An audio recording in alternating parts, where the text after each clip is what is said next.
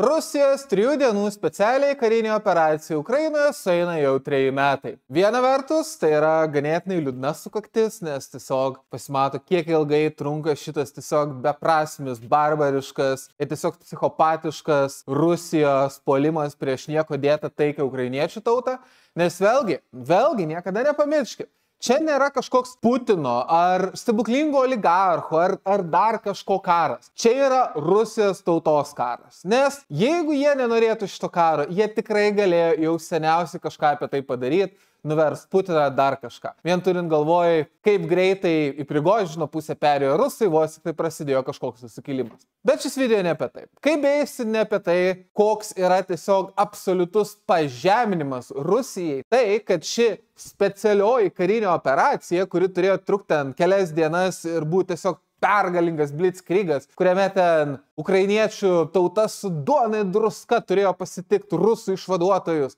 Ir kaip čia ukrainiečių armija turėjo kartu su savo broliais rusais nuverst ukrofašistus ir nacikus iš valdžios, nužudant Zelenskį arba bent jau išvarant į užsienį. Bet vietoj to gavos blitzkrigas. Ir tas blitzkrigas susiveda į tai, kad tai yra turbūt didžiausias karinis pažeminimas Rusijai nuo Čečėnijos karo laikų, kuris savo skale yra žymiai didesnis. Ta prasme, savo skale tai yra maždaug tokio lygio karinis pažeminimas, kaip kad žiemos karas ar karas prieš Japoniją 1904-aisiais. Kita vertus, turint galvoj, kaip ukrainiečiai herojiškai priešinasi šitam kare, turint galvoj, kad jų pačių ekonomika prieš šitą karą tikrai nebuvo labai stipri, gal netgi priešingai, kad jų kariuomenė geriausiu atveju naudojo didžiąją dalim įvairų tiesiog sovietinį palikimą ir neretai, kuris buvo netgi prastesnis negu tas, kurį turi rusai. Tai, kad karo eigoje vakarai jam triklino ginklus, kad tik ukrainiečiai nepralaimėtų ir tuo pat metu uždėjo didžiąją karo dalį absurdiškus apribojimus,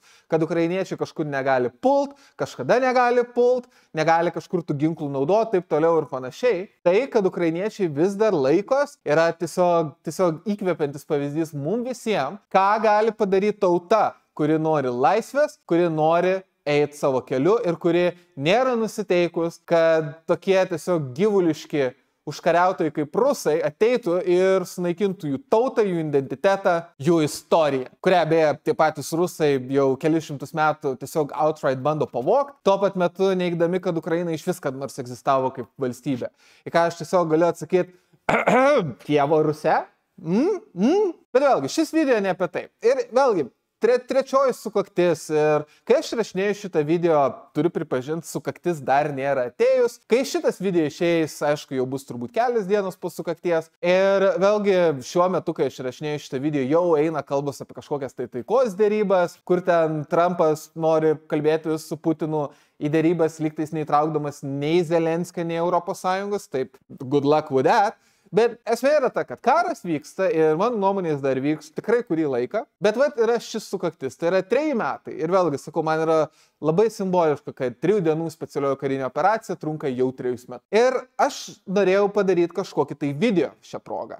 Ir klausimas man kilo, gerai, o apie ką kalbėti? Nes viena vertus apie šį karą yra absurdiškai daug temų ir aš net nebėjau, kad kai jis baigsis, veikiausiai aš ir kiti komentatoriai dar turbūt kalbėsim apie vienus ar kitus dalykus. Bet kita vertus, turint galvo, kokia yra dabar situacija, klausimas yra gerai, o ką dabar galima būtų pasakyti? Ypač turint galvo, kad aš jau turiu nemažai, mano nuomonė, tikrai gerų video apie šį karą. Pirmiesiam karo metam aš padariau netgi 2 video. Pirmas iš jų buvo, kodėl mano nuomonė šito karo apskritai turėjo nebūti, nes jisai made no sense iš karinės perspektyvos. Po to taip pat sekė video apie Ukrainos karo pamokas, kurias mums reikėtų išmokti. Ir aš beje nuoširdžiai manau, kad tos karo pamokos mums vis dar yra aktualios ir vėlgi jų negalima pamiršti. Tada per pastaruosius metus aš taip pat kalbėjau galbūt apie visus Rusijos pralaimėjimus kare Ukrainai, tiek fronte, tiek galbūt geopolitinėje erdvėje, tiek galbūt ekonominėje erdvėje. Ir vėlgi, kažkai verta labai dar kartą apie tai kalbėti. Nors mes turim atsiminti, kad situacija Rusija tik blogėja, ekonomika eina vis labiau ir labiau šiknon, yra naujas pralaimėjimas, tai yra tai, kad rusai buvo de facto išspirti iš Sirijos ir tai, kad galbūt Armėnija jau oficialiai eina į Europos Sąjungą, toks jausmas, rusai jaučia, kad nelabai ką dėl to ir padaryti gali. Galbūt dabartinė situacija, ypač turint galvoje visus shenanigans, kuriuos daro Trumpas, būtų pakalbėti galbūt apie Joe Bideno indėlį šitam kare, nes vėlgi aš manau, kad Joe Bideno vaidmuo šitam kare buvo labai nevienareikšmis. Viena vertus, mes jokių būdų negalim nuneigti fakto, kad be JAV paramos ir be to, kad JAV peržengia labai daug raudonų linijų, Ukraina veikiausiai jau būtų pralaimėjus. Vėlgi, aš turiu tą pripažinti, kad ir kaip aš mylėčiau ukrainiečius, visa ta pagalba, kurią JAV suteikė prieš pat karą, karui prasidėjus ir tai, kad jie buvo pirmieji, kurie pateikė artileriją, HIMARSus, šarvuotą techniką, galų gale leido lėktuvus, taip toliau ir panašiai, aš manau buvo tikrai instrumentalu tame, kiek Ukraina dabar gali laikytis. Bet kita vertus, su Joe Bidenu problema yra ta, kad labai panašu, kad visa jo strategija buvo neleisti nei vienai pusiai pralaimėti. Kitaip tariant, padėtų Ukrainai, kad jinai nepralaimėtų, bet taip pat vykdyti tą vadinamąjį eskalacijos valdymą iš tos pusės, kad per daug rusų neįžeist, kad jie irgi nepasijaustų per daug pralaiminis, nes hurdur atominės bombos. Ir vėlgi, apie šitą galima būtų pakalbėti, bet aš manau, kad kol karas nesibaigia ir kol mes nematom galbūt lasting impact vienų ar kitų sprendimų ir galbūt mes negalim palyginti, kaip galbūt Ukrainai sekas be Joe Bideno, nes vėlgi, kai aš rašinėjau šitą video, Trumpas prezidentų yra apie mėnesį, vėlgi aš manau, kad tai video galbūt labiau ateičiai. Na, galbūt dabar kalbėti apie tai, kokie yra galimi taikos scenarijai, galbūt ko siekia JAV, Europa, Rusija, Ukraina, Kinija, galbūt kažkokie kiti žaidėjai, aš nematau prasmės. Nes tai būtų spekuliacinis video, kuris veikiausiai pasineigtų vos tik tai tikroji taika būtų pasirašyta. Nes vėlgi, mano nuomonė, ir vėlgi aš nesakysiu, ką aš dabar tiksliai manau, nes aš nelabai turiu tam pagrindimą, bet mano nuomonė,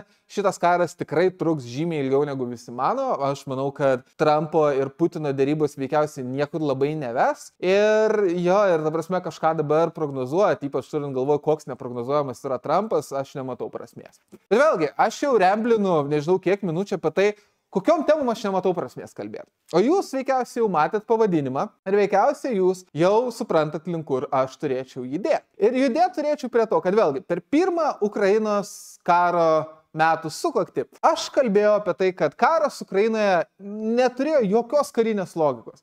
Vėlgi, mano mintis buvo ta, kad Ukraina tiesiog yra per didelė, jos populiacija per didelė, kad Ukraina turi per didelę pastovę kariuomenę, ar stovinčią kariuomenę, ar kaip standing army. Vėlgi, pataisykit karybos ekspertai, tiksliau karybos terminų ekspertai komentaruose, kaip šitą reiktų įvadinti. Bet vėlgi, per didelė šalis, per daug gyventojų, per didelę kariuomenę, rusai sukaupė per mažai resursų ir apskritai rusų kariuomenė negalėjo laimėti šito konvencinio karo, ypač turint galvoje, kokie nevykusi pasirodė rusų aviacija. Tad esmė yra ta, kad šitas karas, kaip ir sakiau, made no sense iš karinės perspektyvos. Bet, o galbūt buvo kažkokių šalių ar taikinių, kurie galbūt galėjo būti įkandami Rusijai. Galbūt jeigu jie būtų užpuolę kažkokį kitą taikinį, jie iš tikrųjų būtų galėję turėti greitą, sėkmingą karą, arba bent jau galbūt netokį ilgą ištestą karą. Galbūt jeigu jie būtų puolę kažką kitą, jie būtų galėję iš tikrųjų laimėti savo pirmą didelį karą, pasisemti iš to karo galbūt patirties, reformuoti savo kariuomenę ir tada judėti į kitus taikinius, iš kurių galbūt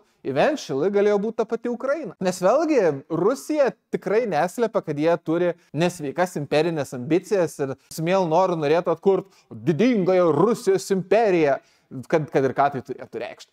Ir dalykas yra toks, kad iš tikrųjų, jeigu mes žiūrim labai ciniškai, bet iš grinai geopolitinės ir karinės perspektyvos, rusai tikrai turėjo geresnių taikinių negu Ukraina. Ir aš tiesiog norėčiau padiskutuoti, kodėl manau, kad tai galėjo būti geresni taikiniai, padiskutuoti galbūt, kodėl rusai galėjo norėti juos pult, tada galbūt padiskutuoti, kaip galbūt tas karas būtų galėjęs vykti ir galų gale paaiškinti, kodėl galbūt mano nuomonė rusai visgi pasirinko Ukrainą. Nors vėlgi, kaip matysim video, mano požiūris, kodėl rusai pasirinko Ukrainą, visada bus vienas ir tas pats. kol kas aš jo nespoilinsiu. Bet esmė yra ta, kad rusai tikrai galėjo kariauti kitą karą, konvencinį karą, okupuoti galbūt kitą tikrai didelę valstybę ir galbūt būtent tai panaudot kaip galbūt tą ramstį, ant kurio jie būtų statę tolimesnės imperinės ambicijas. Ypač turint galvoje, karų Ukrainoje ne tik planavo okupuoti Ukrainą, jie taip pat planavo visiškai sunaikinti NATO vienybę, sunaikinti ES vienybę,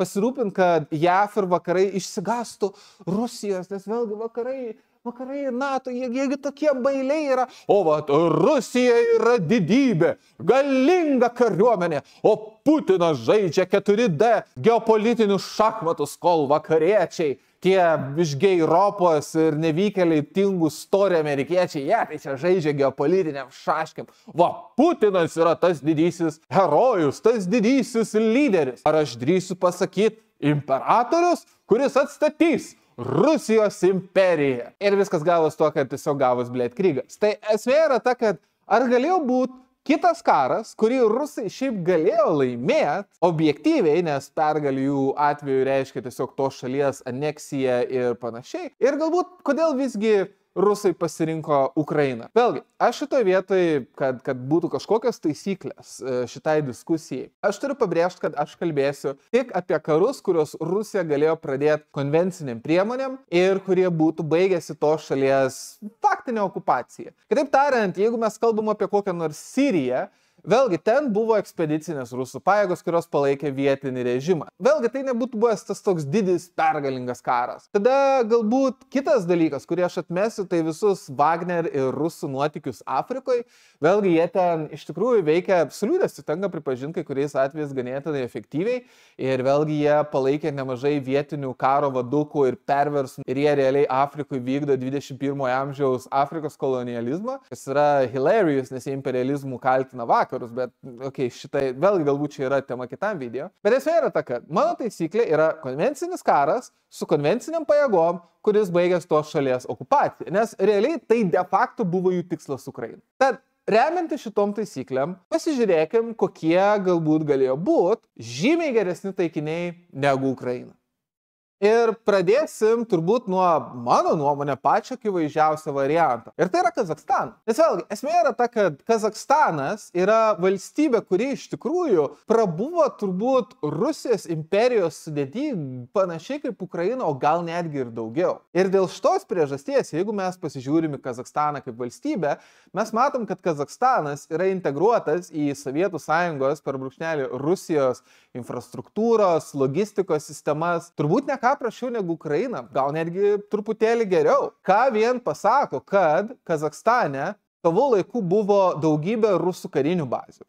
Taip pat, kadangi Kazachstanas buvo labai toli nuo visur, tiesą šviesiai kalbant, jame buvo labai daug įvairių sovietinių ginklų poligonų, bandymų bazių ir panašiai. Ką vien reiškia, kad Kazachstane iki šiol yra Baikonūro kosmodromas. Ir vėlgi galbūt side note, bet labai juokinga, kad rusai iki šiol savo kosmodromą nelabai sugeba pasistatyti ir turi naudotis Kazachstano infrastruktūrai iki kažkokio lygio. Maža to, jeigu mes kalbame apie Ukrainą, vėlgi vienas iš argumentų, kodėl rusai nori paimti Ukrainą ir ypač norėjo paimti Donbasą, yra tai, kad ten yra daug nuo sovietmečio likusių, bet Rusijai svarbių ginklų gamyklų. Vėlgi, kiek šitas argumentas yra logiškas, turint galvoje, kad Rusai dabar tiesiog išbombina ištisus ukrainiečių miestus ir jokios infrastruktūros ten nelieka, vėlgi palieku spręsti jums. Bet kas yra svarbu, kad Kazachstane irgi yra likę labai daug rusiškos, arba tiksliau turėčiau sakyti, sovietinės infrastruktūros. Pavyzdžiui, jeigu mes, tarkim, žiūrim į Rusijos modernius sunkiuosius kulkosvaidžius, mes matom, kad rusų tarnyboje NSV sunkųjų kulkosvaidį pradėjo keisti Kord sunkusis kulkosvaidis. Bet viena iš priežasčių, kodėl taip yra ne dėl to, kad galbūt NSV yra pasenęs kulkosvaidis. Oi, ne. Tiesiog matot, problema yra ta, kad NSV gamykla yra Kazachstane. Tai vėlgi esmė yra ta, kad Kazachstano atsiskyrimas iš pramoninės infrastruktūros, logistikos pusės rusam buvo turbūt ne ką mažiau skaudus, negu galbūt kai kurių kitų didesnių sovietinių respublikų. Maža to, Kazachstane yra tiesiog absurdiški gamtiniai ištekliai. Vėlgi apie tai yra mažai šnekama, bet pavyzdžiui, labai dažnas argumentas visokių vatinių ir kitų kremlinių debilų yra tai, kad Rusijos neįmanoma nugalėti, nes jinai yra beproto turtinga savo resursais.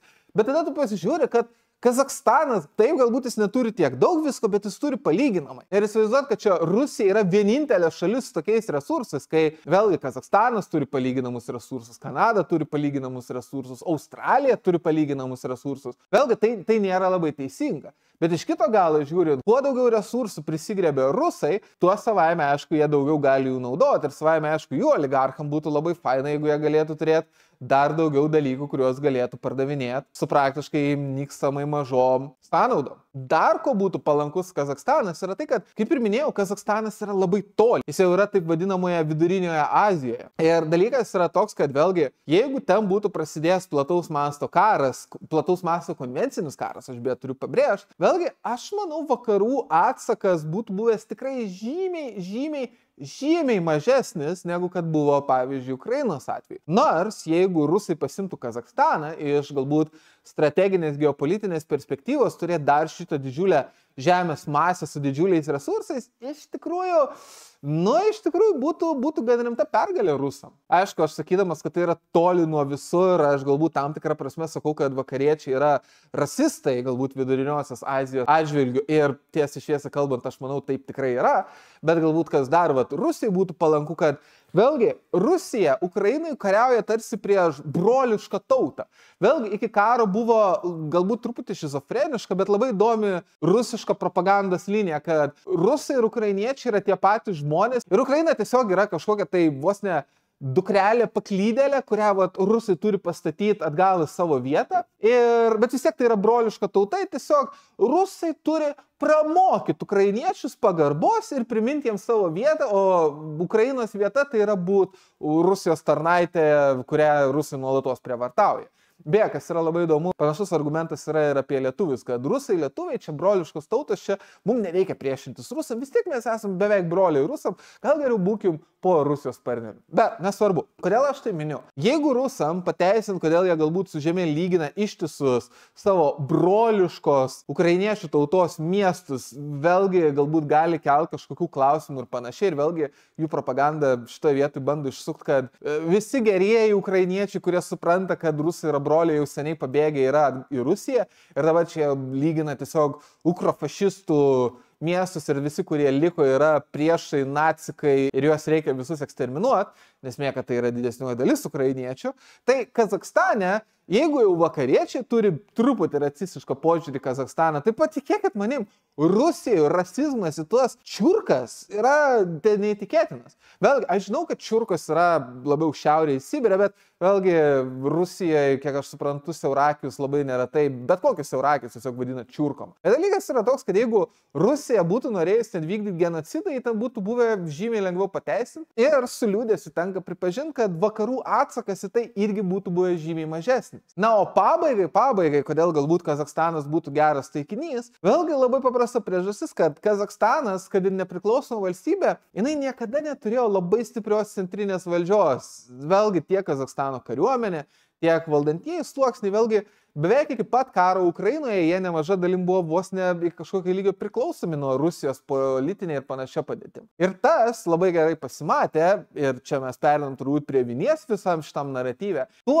kad 21 gale 22 pradžioj Kazachstane buvo kilę politiniai neramumai. Ir Rusija netgi buvo įvedus savo kariuomenę į Kazachstaną, kad padėtų tai valdžiai, kuri paskui nusistovėjo. Ir šitoje vietoje tiesiog kyla klausimas, tai jeigu jau tavo kariuomenė yra ten, ir jeigu tavo kariuomenė yra ta, kuri realiai palaiko, kad tuo metinė valdžia, kuri ten nusistovėjo, buvo priklausoma nuo Rusijos, kad išliktų, tai kam tie tarpininkai tiesiog paimk ir įvesk savo valdžią. Ypač turint galvoje, kad paskui ta naujoji valdžia net nebijojo į akis pizdavot Putino, kur realiai Kazachstano ten vierchas sėdėjo vos ne šalia Putino ir aiškino, kad jokių čia Donecko, Luhansko Respublikos Osetijų nieko čia negali būti.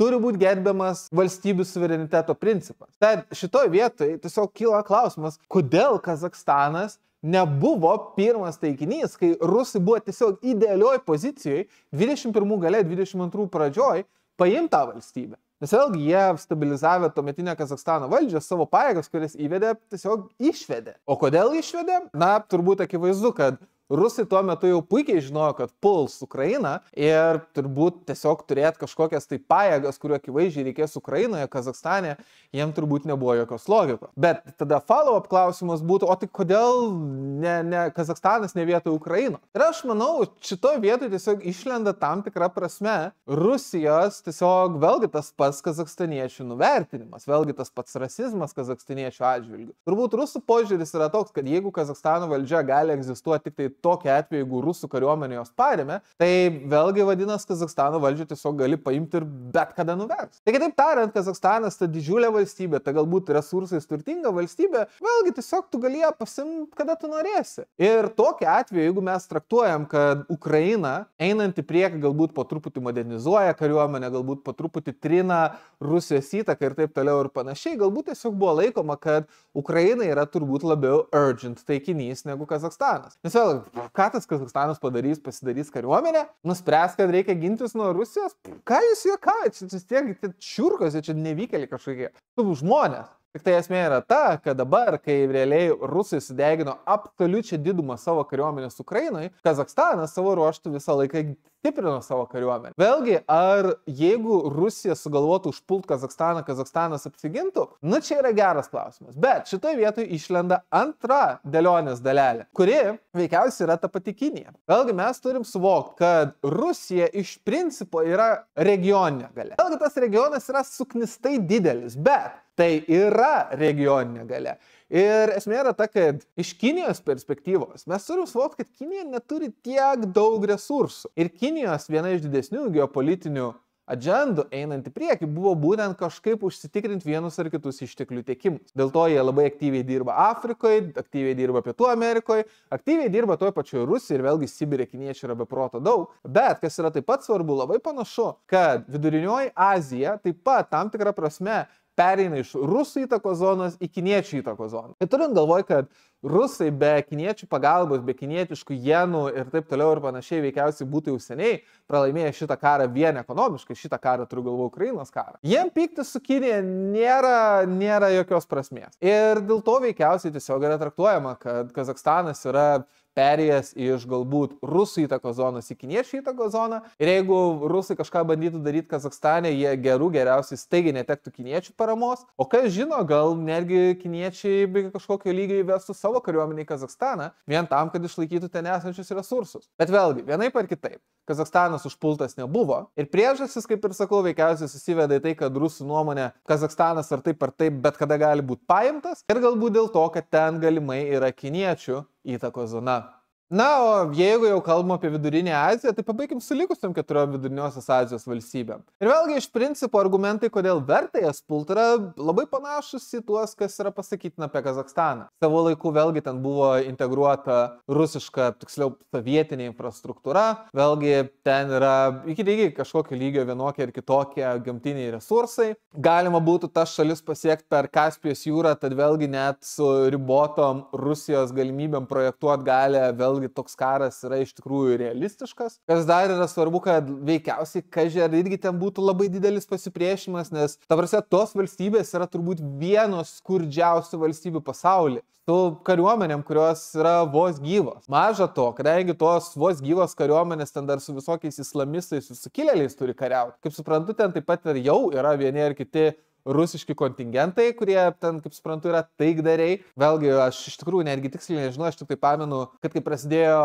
rimtos rusam problemos Ukrainai ir jie pradėjo traukti pajėgas iš visur, ten irgi ėjo kažkiek naujienų, kad Vidurinioje Azijoje ten irgi labiau kažkokios jėgos pradėjo vienas į kitą šaudytis. Ir galbūt, jeigu mes dar atsimenam Kazakstaną, vėlgi, jeigu tu pirmą okupuoji Viduriniosios Azijos šalis, tai realiai Kazakstanas gaunas apsuptas. Nes tada gaunas, kad rusai yra tiek iš šiaurės, tiek iš pietų. Ir jo, tai galbūt mus veda atgal prie klausimo, gerai, o kodėl rusai jų neatakavo. Ir priežastis, manau, yra labai panašios į Kazakstaną. Vėlgi, turbūt yra traktuojama, kad Vidurinę Aziją galima paimti bet kada be didesnio pasipriešinimo. Taip pat galbūt karas ten būtų buvęs šiek tiek labiau komplikuotas, nes būtų reikėję pumpuoti pajėgas per Kaspijos jūrą ir taip toliau ir panašiai. Taip pat mes negalim pamiršti, kad užėmus tas valstybėlės yra išeinama į tiesioginę sieną su Afganistanu. Ir dalykas yra toks, kad taip dabar galbūt rusai ir bando ten kažkiek draugauti su Talibanu, jau bando ten kalbėti, kad juos išbrauks iš teroristinių organizacijų ir taip toliau ir panašiai. Bet tuo pat metu mes turim suprasti, kad Rusija turi labai rimtų problemų su islamizmu. Tarsi islamiškasis terorizmas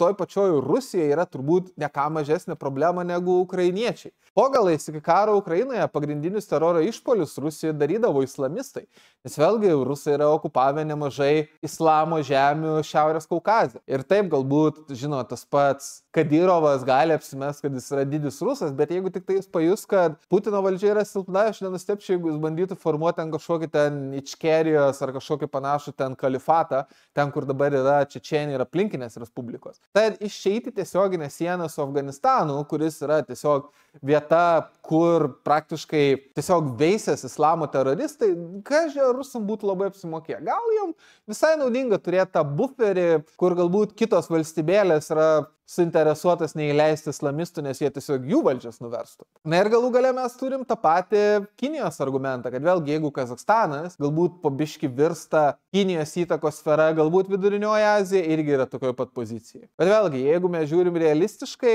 apart šitų priežasčių, tai tikrai būtų buvęs geresnis taikinys negu Ukraina ir ten rusai tikrai galėjo turėti puikiai didingą karinę pergalę ir vaidinti, kad jie čia kūrė naujojo Rusijos imperiją. Na, o toliau judant per visokias periferinės postsovietinės valstybės, mes savaime aišku atvykstam į Sakartvelą per brūkšnelį Gruziją. Ir turint galvoj, kad dabar toj šalyje yra tokia valdžia, kokia yra, aš manau, aš juos vadinsiu visgi gruzinais, nes akivaizdu, kad jie šitos naujos ateities su galbūt vakarietiškų įvaizdžių ir vakarietiškų vardų patys tiesiog nenori. Ir vėlgi, kodėl Gruzija? Na, esmė yra ta, kad rusai jau yra parodę, kad jie su mielu noru aneksuotų Gruziją, ką vien parodė 2008 karas. Ir aš manau, kad rusam iki kažkokio lygio būtų visai smagu 2008 karo revanšas. Nes vėlgi, tam tikrą prasme mes galim traktuoti, kad karą jau 2008 laimėjo rusai, nes jie realiai atskėlė Abchaziją ir Osetiją. Bet kita vertus, rusai niekada neokupavo visos Gruzijos. Ir vėlgi galbūt gruzinam pavyko iki kažkokio lygio atsilaikyti ir pasirodė, kad jų tauta nebūtų priėmus rusų kaip galbūt okupantų. Ir aš manau, kad rusam tikrai būtų smagu vėl pasiimti Gruziją. Ypač turint galvoj, kad jau tuo metu ten buvo ganėtinai stipriai pro-rusiška valdžia. Vėlgi galbūt pastarėjai rinkimai galutinai solidifikavo, kad jie paėmė valdžią ir kad jie praktiškai pasuko Gruziją Baltarusijos keliu. Bet kalbant apie tą laikotarpį, apie kurį kalbu aš, 2021 galą, 2022 pradžią, vėlgi viskas nebuvo taip akivaizdu, bet kas buvo akivaizdu yra tai, kad Gruzija judėjo į tą pusę ir iš principo veikiausiai, jeigu būtų buvus kažkokia Rusijos agresija, kažkai ar Gruzijos centrinė valdžia būtų buvus pozicijoje efektyviai tam pasipriešinti. Maža to, ta valdžia jau tada buvo pridirbus ganėtinai ydingų dalykų tai pačiai Gruzijai. Ką vien reiškia, kad Gruzija tuo metu jau iš principo turėjo bevizį režimą su Rusija. Dėl šitos priežasties buvo labai daug rusų, kurie norėjo pabėgti iš Rusijos, kai tik prasidėjo karas, nesvarbu, ar jie bėgo nuo opresijos, ar jie bėgo nuo mobilizacijos, ar dar kažko, jie bėgo į Gruziją. Ir dalykas yra toks, kad taip jau išėjo, kad į Gruziją bėgo tie rusai, kurie norėjo pabėgti nuo karo, bet vienas iš dalykų, kurį mes turim atsiminti iš Ukrainos karo pradžios, pasirodė, kad dar gerokai iki karo rusai buvo pripumpavę savo įvairių agentų ir smogikų į tą pačią Ukrainą, į tą patį Kyjivą ir praktiškai tie smogikai buvo reaktyvuoti ir jie praktiškai turėjo būti tas diversantinis ir galbūt kovinis vienetas, kuris turėjo sukurti pavojingą situaciją ukrainiečių užnugarį, kad po to rusų kariuomenė galėtų efektyviai judėti priekį. Tik tai ukrainiečiai savaime aišku su to sugebėjo susidoroti, nes jie turėjo efektyvią valdžią ir efektyvę kontražvalgybą. Gruzijos atveju, turint galvo, kokia buvo pas juos valdžia, rusai galėjo tiesiog prisiųsti bevizių režimų įvairiausių savo kovotojų, galbūt kontrabandą privežti jiem ginklų ir praktiškai galbūt iš karto net nebūtų reikėję pilnos karinės invazijos. Galėjo ten tiesiog atsiras žali žmogeliukai, kurie tiesiog būtų pradėję okupuoti valstybinius pastatus, dar kažką, pradėję ginti ten esančias rusų mažumą, jie tiesiog pasikvietė rusų kariuomenę jau konvenciniai invazijai. Praktiškai pakartodami tą patį, ką rusai padarė Kryme. Tada, jeigu mes jau aptarėm, kaip būtų lengva galbūt vykdyti kažkokią tai karinę operaciją Gruzijoje, mes taip pat turime atsakyti klausimą, o kodėl tai yra svarbu. Ir atsakymas vėlgi yra labai paprastas. Šiaurės Kaukazas iš tikrųjų yra nuvertintai svarbi geopolitinė vieta. Turbūt, kas yra svarbiausia, ypač žiūrint į ilgalaikę Rusijos strategiją praktiškai eliminuoti kuo daugiau energijos tiekėjų vakaram apart Rusijos, yra tai, kad praktiškai per Gruziją eina Azerbaidžano naftotiekiai ir dujotiekiai. Kas reiškia, kad jeigu tu kontroliuoji Gruziją, praktiškai Azerbaidžanas neturi kaip patogiai eksportuoti savo gamtinių išteklių. Taip, galbūt jie galėtų bandyti kažkaip ten sukt pro Turkiją, dar kažką, bet tai savo ruožtu reikalautų naujos infrastruktūros, kurią pastatyti užtruktų labai ilgai. Bet jeigu tu kontroliuoji Gruziją, tu galbūt gali kontroliuoti kritinius naftotiekius ir dujotiekius. Jau nebekalbant, kad Šiaurės Kaukazas tiesiog yra svarbi strateginė pozicija, jeigu nori kontroliuoti visą likusį Kaukazą, galbūt kažkiek turėti įrėmęs durtuvą į užpakalį tai pačiai Turkijai, ir galų galę tiesiog gauti daugiau Juodosios jūros pakrantę. Ir pabaigai, jeigu mes kalbam galbūt apie geopolitinį kontekstą, kaip parodė 2008 metų invazija, vakarai veikiausiai būtų reagavę labai vangiai į bet ką, kas vyktų Gruzijai. Ir vėlgi šitoje vietoje, mano nuomonė, yra labai liūdna tai pripažinti, bet veikiausiai, jeigu būtų buvęs kažkoks tai karas Gruzijai, kažkaip mes būtume matę tokį galbūt JAV, Jungtinės karalystės ir kitų šalių palaikymą, kokį gavo Ukraina. Nes vėlgi Gruzija yra toli, Gruzija yra kažkokia ten maža valstybėlė, kurioje ten klausimas kokia korupcija ar dar kažkas. Nes vėlgi tiek Europai, tiek JAV su liūdėsiu tenka pripažinti, principas yra, kad kuo toliau nuo jų žemė, tuo jie mažiau yra svarbu. Ir dėl to, jeigu būtų buvus kažkokia ta invazija į Gruziją 21 gale 22 pradžioj, ar kažkas būtų pernelyg reagavę. Tad jeigu viskas yra taip nuostabu, kodėl rusai nepuolė? Ir atsakymas yra toks, kad jie kaip ir puolė, bet ne kariuomenė. Gruzijos atvejis yra įdomus, nes praktiškai rusai ten labai ilgai, labai kryptingai kovojo informacinį karą, kuris baigėsi tuo, kad šalis, kuri 2008-aisiais literaliai buvo konvenciniam kare su Rusija, taiga tapo prorusiška ir išsirinko prorusišką valdžią. Ir vėlgi, iš tikrųjų, jeigu mes žiūrim galbūt į sąnaudas konvencinio karo ir galbūt informacinio karo, informacinis karas yra žymiai pigesnis. Ir su liūdėsiu tenka pripažinti, kad Gruzija yra turbūt didžiausia Rusijos geopolitinė pergalė per labai ilgą laiką. Nes praktiškai jie dabar pasakė, kad Gruzija po truputį virsta antrą Baltarusiją. Ką vien reiškia, kad jų nauja valdžia, rodydama Gruzijos žemėlapį, neberodo nei Osetijos, nei Abchazijos, kas de facto reiškia, kad jie pripažįsta, kad tai nebėra Gruzijos teritorija. Ir šitoj vietoje tiesiog viskas susiveda į tai, kad rusai turbūt matė, kad jie jau ten laimi su prorusiška valdžia.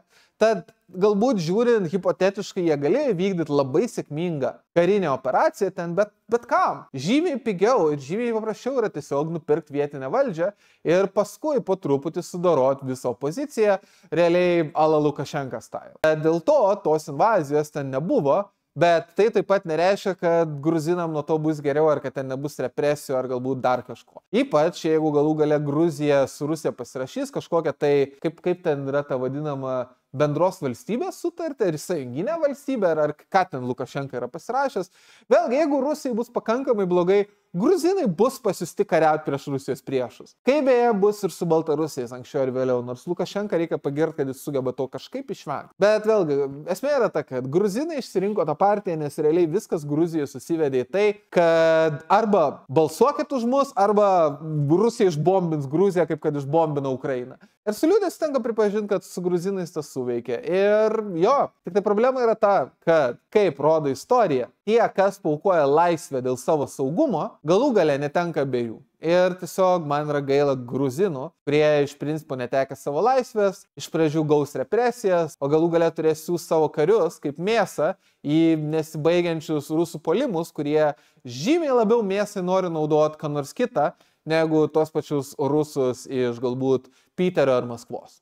Liekant Kaukaze mes po to turim Armėniją. Vėlgi, su Armėnija rusam būtų buvę šiek tiek sunkiau, nes Armėnija neturi tiesioginės sienos su Rusija. Kita vertus, vėlgi, armėnai yra prie Juodosios jūros, tad praktiškai rusai būtų galėję naudoti savo jūrų pėstininkus ir desantininkus, sukurti pradinius placdarmus, o paskui tiesiog galėję per uostus ir oro uostus įves savo konvencinę kariuomenę. Jau nebekalbant, kad ten yra rusų konvencinė kariuomenė, kuriegi ten yra taikdariai. Ir esmės su Rusija ir Armėnija yra tai, kad iki karo Ukrainoje Armėnija iš principo buvo visiškai priklausoma nuo Rusijos, kad apsaugotų jų suverenitetą. Ir dėl to, jeigu Rusija būtų padarius 180 ir būtų pasakęs Armėnijai, žinot ką, chebra, jūs dabar esat Rusijai. Su liūdėsiu tenka pripažinti, kad armėnai veikiausiai nieko nebūtų apie tai padarę. Ypač turint galvoje, kad jų visa kariuomenė buvo paruošta ir nukreipta kariauti potencialius karus su Azerbaidžanu. Ir kad armėnų kariuomenė buvo žiauriai silpna be rusų palaikymo, puikiai parodė tai, kad Azerbaidžanas vos pasitraukus rusam armėnus sumušė. Tada kalbant konkrečiai apie Armėnijos svarbą Rusijai, vėlgi tie patys argumentai apie Kaukazą, tik tai Armėnijos atveju argumentai yra dar stipresni, nes turėdami Armėniją, rusai realiai apsupa Gruziją, kas reiškia, kad jeigu visgi reikėtų pult Gruziją, jeigu pavyzdžiui Gruzijai nebūtų buvusios tos prorusiškos valdžios ar dar kažko, Gruzijai tektų gintis jau dviem frontais. Ir antras dalykas, rusai turėdami savo kontingentą Armėnijoje ir ne taikdarių kontingentą, o adekvatų karinį kontingentą, jie turėtų tiesioginę sieną su Turkija ir Azerbaidžanu. Ir tai savo ruožtų reikštų, kad tiek Turkijai, tiek Azerbaidžanui jie gali žymiai labiau grasinti, ten galbūt permetydami galbūt vienus ar kitus karinius vienetus, ar iš viso galbūt kokius brandolinius ginklus. Ala ką galbūt bando daryti rusai su Baltarusija, kur Baltarusijoje aletai atsidūrė rusiški brandoliniai ginklai. Tada veikiausiai, kadangi Armėnija visada buvo laikoma labai Rusija artima šalim ir up until recently Armėnija net nelabai turėjo labai kažkokius gilius ryšius su vakarais, veikiausiai, jeigu ten būtų buvus kažkokia rusų invazija, vėlgi vakarai būtų išreiškę gilų susirūpinimą, bet ar jie būtų galbūt tiek ginklų ir paramos, kiek jie tiekia Ukrainai, veikiausiai to nebūtų buvę. Tad jo, ta invazija būtų buvus sąlyginai lengva. Tad kodėlgi rusai neėmė Armėnijos? Na, veikiausiai, vėlgi, galioja dauguma jau prieš tai išsakytų argumentų. Visų pirma, vėlgi, mes turim suvokti, kad rusai turi jūrų pėstininkus, turi desantininkus, bet vėlgi jiem kariauti karą neturint tiesioginės sienos būtų buvo sunku, tad jo, ta prasme, veikiausiai jie tiesiog traktavo, kad pult per žemę ir plačią sieną Ukrainą tiesiog yra lengviau negu kariauti kažkokį tai karą, kur visas pajėgas reikia atvežti laivais ir lėktuvais. Tada antras dalykas yra toks, veikiausiai buvo traktuojama, kad Armėniją irgi pasimsim, kada tik tai norėsim, nes ten jau yra rusų daliniai ir Armėnijos suverenitetas ir taip de facto priklauso nuo Rusijos malonės. Tad kam švaistyti resursus ten, jeigu galbūt galima pasimti kažkokį didesnį taikinį, kuris tiesiog turėtų daugiau svarbos, kaip kad Ukraina. Tad Armėnija iš principo nemaža dalim išgelbėjo tai, kad jie tiesiog buvo truputį toliau, truputį mažiau svarbus ir rusai tiesiog traktavo, kad veikiausiai pasims jos, kada tik tai norės.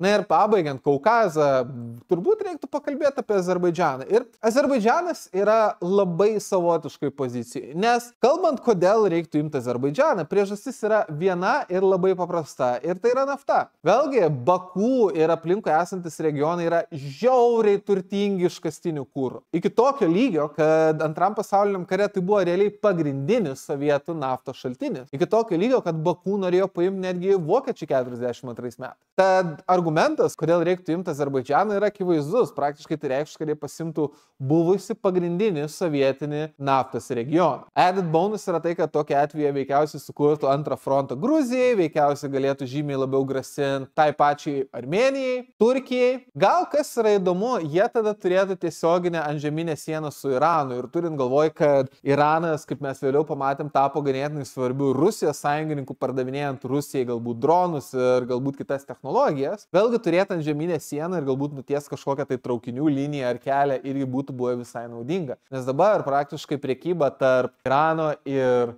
Rusijos turi vykti laivais per Kaspijos jūrą. Na ir savaime, aišku, kalbant galbūt apie vakarų reakcijas ir panašiai, Azerbaidžanas turbūt yra toliausiai iš visų šitų Kaukazo valstybių ir dar reikia nepamiršti, kad Azerbaidžanas buvo prisidirbęs 2021, kai galbūt pirmą kartą po ilgos pertraukos pabandė panadžinti Armėniją ir sukėlė 21 metų Armėnijos Azerbaidžano karą, nes man atrodo, ten vakarai žiūrėjo ganėtinai neigiamai į Azerbaidžaną. Bet vėlgi, kodėl jų nepult?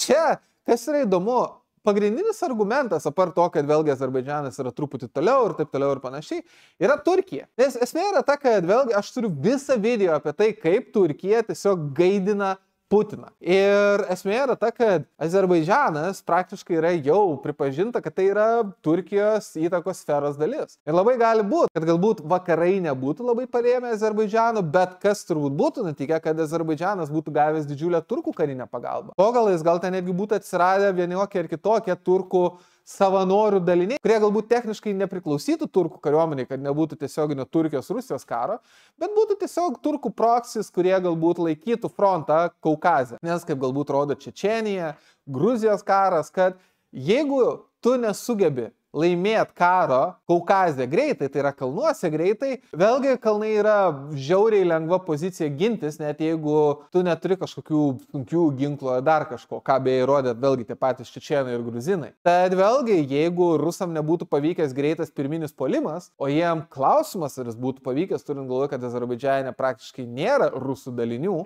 ir puolimas būtų buvęs amfibinis per brūkšnelį desantinį, labai gali būti, kad Azerbaidžanas būtų galbūt atlaikęs pirminį puolimą ir tada su turkų pagalba išsilaikęs ilgiau. Tad vėlgi, ar tai būtų buvęs lengvesnis taikinys negu Ukraina? Vėlgi tai būtų buvę žymiai labiau lokalizuotas karas, jo išeiga būtų buvę resursai, bet esmė yra ta, kad čia rusai turėjo atsiremti paprastą klausimą, ar Turkija įsivels į karą ar neįsivels į karą. Ir net jeigu turkai būtų įsivėlę ribotai, paremdami ginklais, finansais ir galbūt kažkiek tai savanorių, rusai galėjo nelaimėti. Tad manau, kad būtent dėl visų šitų rizikų, nors vakume Azerbaidžanas galėtų būti galbūt netgi geresnis taikinys, rusai tam tiesiog nesiryžo. Kol kas aš iš principo kalbėjau apie visas postsovietinės valstybės. Valstybės, kurios galbūt atkūrė savo nepriklausomybę byrant Sovietų sąjungai. O dabar paeikim istoriją truputį atgal į valstybę, kuri atkūrė savo nepriklausomybę nuo Rusijos imperijos ir kurią Rusija veikiausiai irgi vis dar laiko savo teisėtą teritoriją. Ką vien reiškia, kad Putinas 21 gale, 22 pradžioje net buvo pasakęs, kad mes jūsų tikrai nepulsim. Ir kas išvertus iš žmonių kalbą reiškia, kad puolimas tikrai įvyktų. Ir tai yra Suomija. Nes vėlgi, žiūrint iš istorinės perspektyvos, kaip ir sakiau, Suomija kaip ir buvo Rusijos imperijos sudėties dalis. Tada rusai jau vieną kartą bandė juos susigrąžinti. Tai yra per Žiemos karą, kai Rusija tiesiog egzistavo savo Sovietų sąjungos pavidale. Ir vienas iš dalykų apie Suomiją yra tai, kad Žiemos karas buvo tiesiog absurdiškas pažeminimas rusams. Ir rusai tokių dalykų nepamiršta. Tada antras dalykas yra toks, kad jeigu mes galbūt lyginam Ukrainą ir Suomiją, vėlgi Suomija yra stipri valstybė. Suomija praktiškai nuo pat taikos susitarimo 1944-aisiais praktiškai visą laiką iki kažkokio lygio ruošės potencialiai naujai rusų agresijai. Esmė yra ta, kad nors galbūt Suomija turi stiprią kariuomenę, labai stiprius rezervistus ir galbūt vakarietišką ginkluotę, vakarietišką paruošimą, aukšto lygio patriotizmą, tiesiog reikia pripažinti, kad Suomija tiesiog neturėtų tokių ilgalaikių resursų karui, kokius turi Ukraina. Vėlgi, Suomija gyventojų prasme yra praktiškai 10 kartų mažesnė negu Ukraina prieš karą. Ir šitas būtų labai blogai Suomiam, nes Suomija yra iš tikrųjų ganėtinai didelė valstybė. Kas tiesiog reiškia, kad jeigu rusai išnaudoja savo kiekybinį pranašumą, tiesiog frontas taip išsitempia, kad Suomiai nebegali efektyviai koncentruoti savo pajėgų, kas reiškia, kad rusam galbūt ras silpnąją vietą ir pro ten prasiverš, būtų sąlyginai žymiai lengviau. Ir vėlgi rusai nekartą Ukrainai pademonstravo, kad jeigu jie užčiups silpną vietą,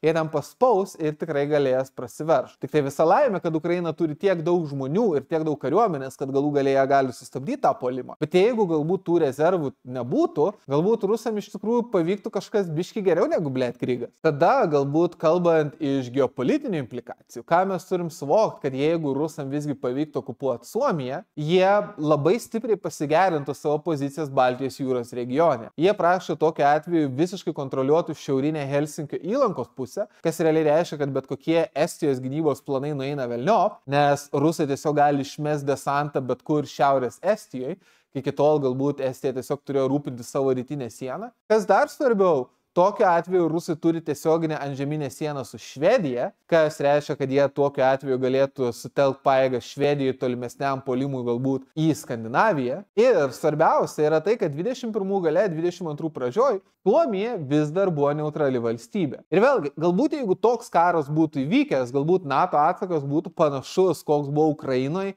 gal netgi truputį didesnis, bet labai gali būti, kad vis tiek nebūtų buvę galbūt tiesioginių NATO pajėgų įvedimų ir panašiai. Nes kaip parodė istorija, JAV mirtinai bijojo bet kokios eskalacijos su Rusija. Ir vėlgi galbūt švedai būtų pasiuntę kokius nors savanorių dalinius, kaip kad padarė per žiemos karą. Galbūt Baltijos šalis, Norvegija būtų kažkaip stipriau prisidėję, negu prisidėjo dabar. Bet iš tikrųjų su liūdėsiu tenka pripažinti, kad net jeigu pirminis puolimas nebūtų pavykęs, net jeigu viskas būtų nuėję iki tokio attritional warfare, koks dabar vyksta Ukrainai, Suomijai ilgainiui tiesiog nebūtų turėję pakankamai žmonių priešintis. Man yra labai liūdna tai pripažinti, bet vėlgi žiemos kare Suomis išgelbėjo tai, kad rusai tiesiog išsigando, kad Norvegijoje išsilaipina britų kariai ir kad galbūt jie gali per Norvegiją ateiti padėti Suomiam ir Stalinas jokių būdų nenorėjo kariauti su vakarų sąjungininkais tuo metu. Antras dalykas yra toks, kad per Continuation War Suomiam irgi jau baiginėjo žmogiškieji resursai ir rusai juos stūmė atgal. Bet esmė yra ta, kad rusai turėjo rinktis, kad arba jie okupuos Suomiją, ką jie veikiausiai savo nuomonę galėjo padaryti, kada tik tai norėjo. Arba jeigu jie sutaupo visas tas pajėgas, jas gali permesti į frontą Vokietijoje ir užimti Berlyną, kas būtų buvęs žymiai didesnis saldainiukas, turint galvoj visą Antro pasaulinio karo istoriją ir ypač vis didžiojo tėvynės karo naratyvą. Dėl to iš principo rusai tiesiog leido Suomiam išgyventi, nes Suomija yra ten kažkur šone ir tu juos paėmęs tuo metu nebūtum turėjęs didelių strateginių pasiekimų, o po karo rusai kurį laiką tiesiog nebuvo pozicijai imti Suomijos. O kai galbūt jie buvo pozicijai imti Suomiją, viskas tiesiog buvo užsibaigę tuo, kad jau reikėjo Europai konfrontuoti su vakarų alijansu. Tad Suomija tiesiog visada praslidinėjo ir jiem nereikėjo kariauti galbūt tokio super ilgo karo, kur rusai kariautų išimtinai tik su Suomija. Ir vėlgi veikiausiai 3 metų Suomijai tokio karo, koks dabar vyksta Ukrainoje, veikiausiai atlaikė nebūtų. Tad kodėl rusai nepuolė Suomijos? Na, vieną priežastį aš jau pasakiau dabar kalbėdamas ir veikiausiai kol kas galioja visoms mano įvardintoms valstybėms, bet veikiausiai rusų galvoj, jie Suomiją gali pasimti kada nori. Suomija yra neutrali. Ta prasme, ką, Suomija į NATO įstos, jūs ką, debilai? Taigi Suomija nedrįs to daryti. Suomija į NATO neįstojo netgi šalto karo įkarštyje, tai akivaizdu, kad Suomija dabar tai tikrai nestos į NATO. Tik taip nutiko, kad Suomija įstojo į NATO, nes Suomija puikiai suprato, kad rusų imperializmui nėra ribų. Ir nenustepčiau, jeigu galbūt JAV ar kažkieno kito žvalgyba sugebėjo rasti planus, kad rusai iki kažkokio lygio kažkuriuo tai savo imperialistinio plėtimosi metu galbūt netgi planavo pult Suomiją. Tada antras dalykas, kad veikiausiai rusų kalkuliacijos rodė, kad vieningi vakarai paremtų Suomiją labai stipriai. Vėlgi, aš spėjau, kad kai buvo daromos kalkuliacijos susijusios su karu Ukrainoje ir karais galbūt kitur, buvo traktuojama, kad vakarai tikrai nerems Ukrainos, iš viso, kad vakarai išsigas ir galbūt tiesiog apsišiks stati. Ir galbūt buvo manoma, kad jeigu jie pirmą puls Suomiją, galbūt vakarai labiau konsoliduosis, daugiau duos Suomijai ginklų, galbūt daugiau finansinės paramos ir panašiai. O jeigu jie puls Ukrainą, Ukraina tiesiog bus palikta taip, kaip stovi. Tik tai paradoksas yra tas, kad veikiausiai Ukraina gavo tiek karinės paramos, kiek galbūt rusai skaičiavo, kad gaus Suomiją. Ir dėl to jų šitos kalkuliacijos tiesiog nusimušė. Tada jau minėjau, kad rusai galbūt taip pat mane, kad bus vienokie ir kitokie galbūt savanorių daliniai, galbūt po galais tie patys švedai būtų savo tiesiog konvencinę kariuomenę parėmė Suomius, nes vėlgi švedai kaip yra dominuojanti galia visam tam regione. Na ir pabaigai, vienas dalykas apie rusus yra tai, kad rusai supranta vieną vienintelę kalbą ir tai yra smurto kalba. Ir aš neabejoju, kad pas rusus turbūt yra tam tikras savotiškas kognityvinis disonansas, kuris susiveda į tai, kad kaip ir noris atkeršyti už žiemos karą, bet kita vertus truputį baisu, kad jisai pasikartos. O jeigu Suomija vėl atsilaikys? O jeigu Suomija vėl juos sumuš? O jeigu paaiškės, kad Suomija vakarai parems žymiai labiau negu buvo tikėtasi, negali būti tiesiog vos net dar vieno pažeminimo Suomijai? Aš spėju, kad veikiausiai logika buvo tokia, kad paimkim Ukrainą, kuri nesipriešins, vakarai jų nerems, Ukrainos kariuomenė tiesiog pereis į rusų pusę ir galbūt tada ir panaudokim Ukrainos kariuomenę paimti Suomiam. Ir puikiausiai, nuostabus planas, aš sakau, kad Putinas yra 4D šachmatų genijus. Jisai vat puikiai išdėliojo, kad mes paimsim tas valstybės, tada tas tautelės užsiundysim ant tų, čia bus puikiai, čia ta prasme vakarai, čia tiesiog aikčias, jie nieko nedarys, jie nieko nerems ir bus išsigandę ir aptišykę. Dabar mes suprantam, kad Suomija, traktuojant, kad galbūt jeigu vakarai remtų Suomiją tiek pat, kiek jie dabar remia Ukrainą, ir atvirkščiai, turint galvoje, kiek Ukraina buvo paremta, jeigu buvo tikimas, kad tiek bus remama Suomija, taip, Suomija paėmus šitą hindsight 2020 tikrai būtų geresnis taikinys, bet veikiausiai rusų skaičiavimai buvo tokie, kad Ukraina tiesiog lengviau pasimti Suomiją, pasimsim kada norės. Ir tai iki kažkokio lygio išgelbėjo Suomis ir tai vedė prie to, kad Suomija dabar yra NATO. Nes vėlgi, kaip pagalvoju, Putinas iš tikrųjų yra geopolitinis genijus. Putinas sugebėjo pasiekti tiesiog neįsivaizduojamą geopolitinį dalyką, kad dvi pagrindinės neutralios Skandinavijos valstybės, Suomija ir Švedija, įstotų į NATO. Tarsi, ar jūs įsivaizduojat, kokio lygio genijum turi būti, kad tas dvi valstybės įtikintum tą padaryti? Vakarai to nesugebėjo įtikinti dešimtmečius, Švedijos atveju šimtmečius. O Putinas tą realiai sugebėjo įtikinti vienu karo paskelbimu. Tad jo, Suomija, Švedija yra NATO, kas puikiai rodo tiesiog Putino strateginį genialumą. Ir kad jau mes kalbam apie Švediją, tai dar vienas taikinys rusam, kuris iš tikrųjų vėlgi žiūrint retrospektyviai būtų buvę žymiai geresnis, yra ta pati Švedija. Ir vėlgi šitoje vietoje aš suprantu, kad galbūt mum lietuviam atrodo, kad čia ta Švedija, čia didelė galinga valstybė ir taip toliau ir panašiai. Ir iš tikrųjų Švedija yra valstybė su didžiuliu kariniu potencialu. Kai pagalvoji, švedai iki šiol gamina savo karinius lėktuvus. Švedai turi labai stiprią ginklų pramonę, jie sugeba gaminti šarvuotą techniką. Vėlgi, Jas Gripen yra turbūt geriausias savo klasėje lengvasis reaktyvinis daugiafunkcinis naikintuvas. Tada CV-90 yra turbūt geriausia europietiška pėstininkų kovos mašina, jeigu ne geriausia pėstininkų kovos mašina pasaulyje. Ką vien reiškia, kad daugybė šalių jas jau naudoja, lietuviai jas pirks, toj pačioj Ukrainai jos užsirekomendavo. Bet tuo pat metu mes turim suvokti, kad Švedija 21 gale 22 pradžioj tikrai neturėjo kariuomenės, kuri būtų galėjus kariauti didelį konvencinį karą su Rusija. Maža to, Švedija turi vieną labai silpną vietą, kuri Rusijai būtų tiesiog neįkainojamai svarbi strategiškai projektuojant galę Baltijos jūros regione ir platesnioje vakarų Europoje. Ir tai yra Gotlandas. Vėlgi variantai, kad galbūt rusai norėtų paimti Gotlandą, tarsi aš dar 2014 esu apie tai skaitęs, nes aš atsimenu, kad tais laikais aš dar labai pernelyg politiką nesidomėjau, bet karas su Ukrainai, tiksliau pirmoji rusų agresija Ukrainai, tai yra pradedant Maidanu, tada Krymų užgrobimu, tada antiteroristinė operacija buvo, kada aš pradėjau taip tikrai ganėtinai rimčiau domėtis visų tuo dalyku. Ir aš pamenu, kad vienu metu tikrai buvo manoma, kad jo, rusai tikrai čia paims bent jau pusę Ukrainos, gal netgi visą Ukrainą. Ir koks galbūt galėtų būti kitas jų taikinys. Ir taip savaime aišku galėtų būti Gotlandas. Nes vėlgi Gotlandas yra tokioj strateginiai pozicijai, kad Kaliningradas plus Gotlandas reikštų, kad viskas. Ta prasme, NATO nebeturi jokių šansų Baltijos jūros regione. Nes Gotlandas veiktų praktiškai kaip nenuskandinamas karinis laivas. Užim Gotlandą, prifarširuok jį prieš lėktuvinės gynybos, prifarširuok jį prieš laivinių raketų, prifarširuok jį galbūt balistinių raketų ir viskas. Tu gali grasinti praktiškai visai šiaurės vakarų Europai, visai Skandinavijai ir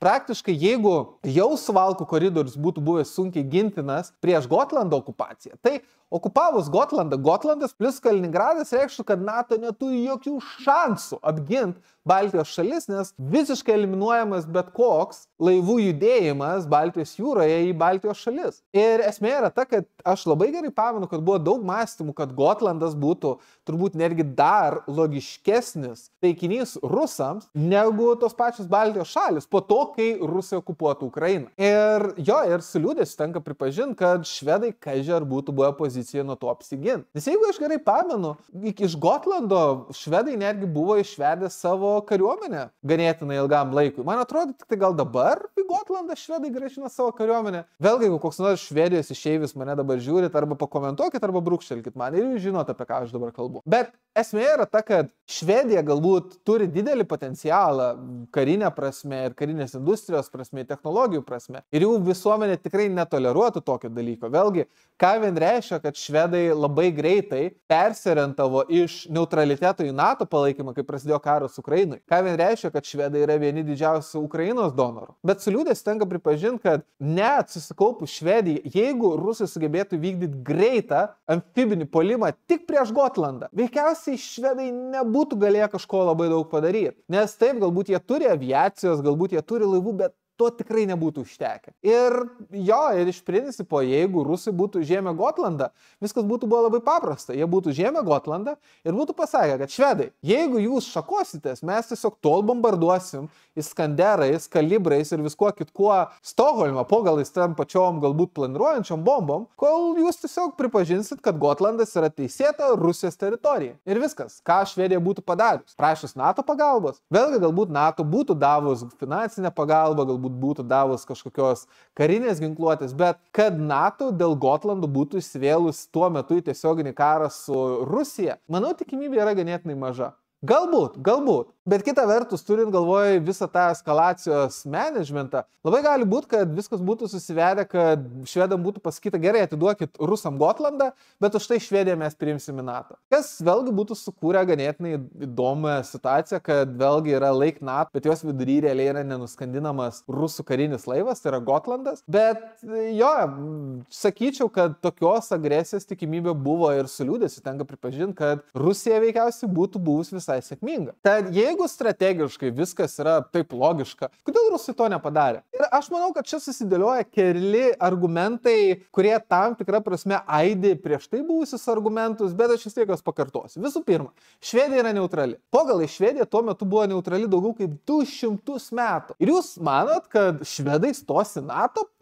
Jūs ką, debilai? Taigi švedų visuomenė tikrai to nepadarytų. Dabar Švedijoje kiltų jobanas Maidano ekvivalentas, jeigu jų valdžia iš viso užsiminta apie stojimą į NATO. Tarsi tada pridėkim tai, kad Švedija iš viso, taigi švedai yra nevykėliai. Švedijoje kiek ten 5% bobajų, taigi švedai turi didesnių problemų. Švedijoje taigi ten baltųjų beveik nebėra. Švedai tikrai nemąstys kažkaip labai valstybiškai, tikrai jam ne NATO, ne geopolitika galvoja. Taigi iš viso ta Švedijos ekonomika ir ūkis ir viskas ten žlugė tiesiog yra. Plus, turint galvoje, kad jie vis tiek niekada nestos į NATO, žymiai lengviau pult Švediją ir galbūt turėti favorable dėrybinės pozicijas ir galbūt užimti tą patį Gotlandą būtų užėmus tą pačią Suomiją. Tad logiška būtų pirmą užimti Suomiją, nes Suomija tikrai niekada nestos į NATO ir tada turint antžeminės pajėgas prie šiaurės Švedijos sienos, pult Gotlandą ir galbūt netgi vykdyti šitą 2 frontų karą,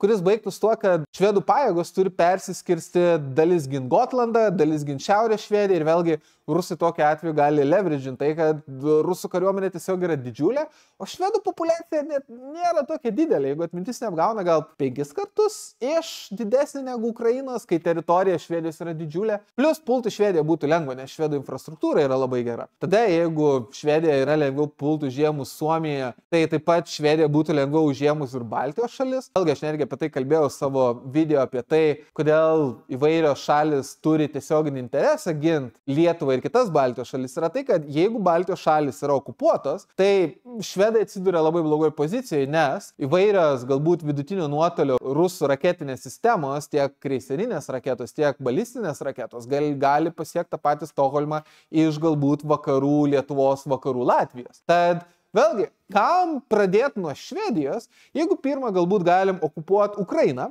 ir iš ten gauti daugybę karių, didžiulę kariuomenę, daug industrijos, tuo pat metu padaryti, kad vakarai išsigastų. Tada pult Suomiją ir kai Suomija užpulta, nes Suomija tikrai neįstos į NATO dėl to, kad buvo užpulta Ukraina, tada iš principo dar labiau subalamutint vakarus ir galbūt padaryti, kad vakarai kiek turi sysę savį galbūt remt kažką pradėtų remt Suomiją, bet Suomija vis tiek neturi žmonių prakiš. Tada, kadangi rusai yra 2-0, tai yra okupavę Ukrainą, okupavę Suomiją, kai rusai pultų Baltijos šalis, NATO tiesiog pakeltų rankas, sakytų, žinot ką, hebra, žinot, mes labai atsiprašom, kad lindam jūsų įtakos sferą, pasimkit jūs tas Baltijos šalis, mums jos nerūpi, mes tikrai neliesim savo brangaus vakarietiško kraujo dėl Baltijos šalių. Ir tada, jeigu Baltijos šalis okupuota, Suomija okupuota, viskas. Švedija yra tiesiog tragiškoj strateginiai padėty. Nes vėl, kaip ir sakiau, iš vakarų Baltijos pakrantės tu gali pasiekti visą rytų Švedijos pakrantę, per Suomiją iš šiaurės galima pult Švediją ir vėlgi Švedija yra blogoje pozicijoje. Ir aš suprantu, kad tai, ką aš dabar kalbu, yra tiesiog absoliuti šizofrenija, kažkokie tiesiog nesveiko žmogaus remblinimai, kuris, nežinau, tiesiog turbūt biški per daug yra žaidęs Hearts of Iron. Bet esmė yra ta, kad aš beveik nebijoju, kad va kažkaip panašiai veikiausiai mąstė ir rusų strategai, kad eikim nuosekliai. Pirma, Ukraina mums duoda žmonės, duoda kareivius, kuriuos galim paaukoti. Beje, nepamirškit, kad rusai realiai sugebėjo laimėti antrą pasaulinį karą vien dėl to, kad jų pusė buvo ukrainiečių, kuriuos jie tiesiog milžiniškais kiekiais metė į mėsmalę, nes vienaip ar kitaip ukrainiečiai yra žymiai geresni kareiviai negu rusai. Tad turint Ukrainą galima paimti Suomiją, paėmus Suomiją galima paimti Baltijos šalis, o paėmus Baltijos šalis ir Suomiją, Švedija yra tiesiog natūralus kitas taikinys. Ką beje, nekartą yra įrodęs ne vienas rusų karas prieš Švediją, kaip kad tas, kurį rusai laimėjo prieš pat Napoleono invaziją. Tada, kodėl aš tiek daug remblinu apie tai, kad reikia Baltijos šalių ir Suomijos, yra tai, kad vėlgi, jeigu pirma būtų pulta Švedija ir būtų reikėję imti Gotlandą, turėkit galvoje, kad nuo Sankt Peterburgo iki Gotlando yra visai žmoniškas atstumas, kas būtų reiškia, kad rusai realiai būtų turėję kariauti išimtinai savo jūrų pėstininkais, galbūt iki kažkokio lygio savo VDV. Ir jos taip pat būtų turėjus remti Rusijos aviaciją, kuri būtų turėjus operuoti iš Sankt Peterburgo regioną ir skridus per maždaug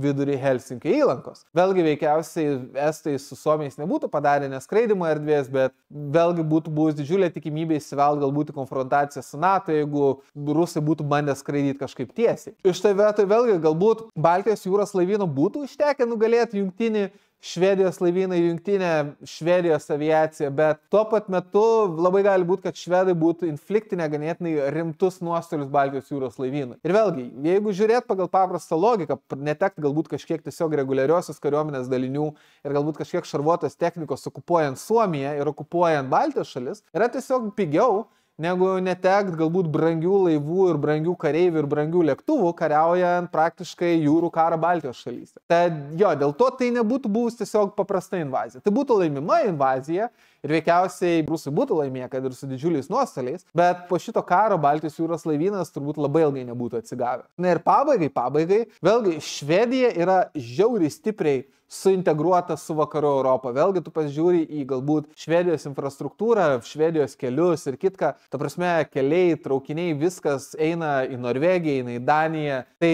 Švedija yra kritinė prekybos partnerė su ta pačia Vokietija ir kitom valstybėm. Ir jeigu iš visų mano įvardintų ne NATO valstybių, tai turbūt iš visų mano įvardintų ne NATO valstybių, turbūt Švedijos atveju būtų didžiausia tikimybė, kad, kas žino, gal iš tikrųjų būtų įvedus NATO neskraidimo zoną kažkur. Galbūt, kas žino, galbūt būtų ganėtinai rimta parama iš aplinkinių NATO valstybių ir galbūt netgi ganėtinai rimta konfrontacija. Ir šitoje vietoje galbūt rizika, kad NATO kažką darys dėl ne NATO valstybės, buvo pati didžiausia. Tiek dėl to, kokia Švedija yra suintegruota su kitomis vakarų šalimis, tiek dėl to, kaip skaud NATO būtų buvę, jeigu Švedija būtų netekus Gotlando.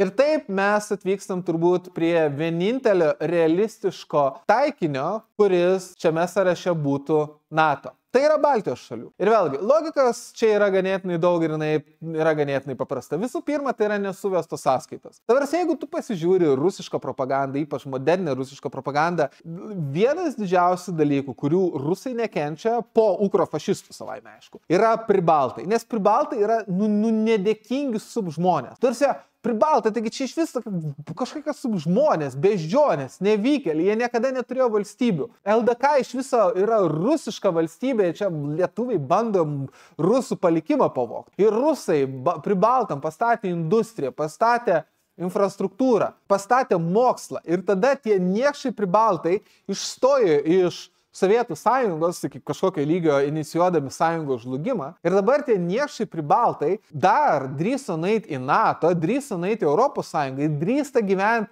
geriau negu didžiadvasingiai, nuostabieji rusai. Kaip gali būti, kad šitie tiesiog už beždžionės blogesni padarai drįsta gyventi geriau už didžiuosius, nuostabiosius rusus ir dar drįsta kritikuoti? Tarsi jie yra mažiukai, bet drįsta rautis ant didesnių. Tarsi, pribaltai yra jobani duchai ir jie drįsta rautis ant vierchų rusų.